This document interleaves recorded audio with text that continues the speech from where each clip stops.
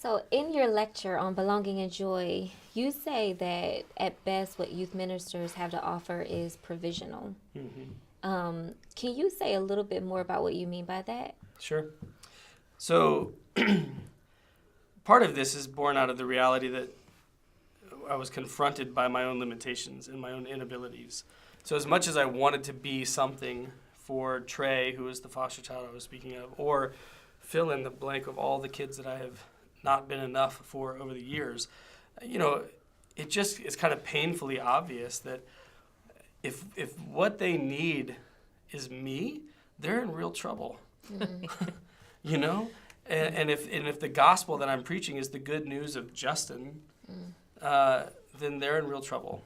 And so I think the discipline of youth ministry that we need to cultivate more and more is a willingness and a humility to point beyond ourselves to Jesus and recognize the fact that, I'm not building a tribe of people that follow Justin and think Justin's great, or Kenda and think Kenda's great.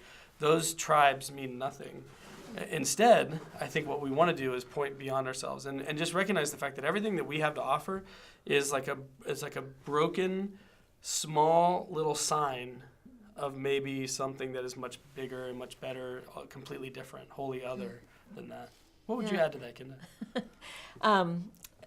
One of the things that we were talking about with belonging was the fact that the belonging that young people long for isn't the kind of hospitality that we can give them. What they need is God's hospitality, not ours, right?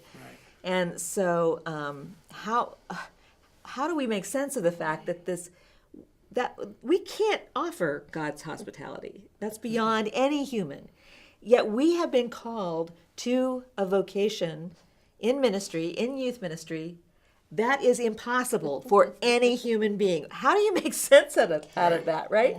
And so when we say, ministry is provisional, I think what it means is that we do the best we can to point beyond ourselves. You cited Karl Barth's image of John the Baptist.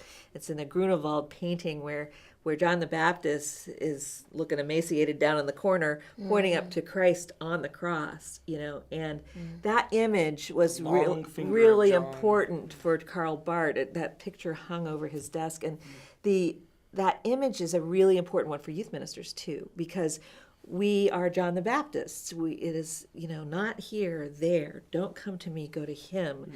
Paul says, not I, but not I, Christ in me, trying to get the finger pointing in the right direction. But at the same time, we're not quietists. We're not about doing nothing. God gave us agency, and I believe God expects us to utilize that agency. So we are participants at God's invitation in this ministry, recognizing that what we have is just, as you said, kind of a taste of what God might have to offer, and that whatever we offer will ultimately fail. Whatever we point them to is ultimately eternal. So that pointing is a constant theme in youth ministry in particular. And the way Leslie Newbigin talks about this is that our work is to live as signposts, people that faithfully point. But there is a real call to do that in a manner that is worthy of the gospel. And so our work is one of translation, where we are to put our lives on display and help people understand the living letters from 2 Corinthians 3, living letters that have been written not on stone but on hearts.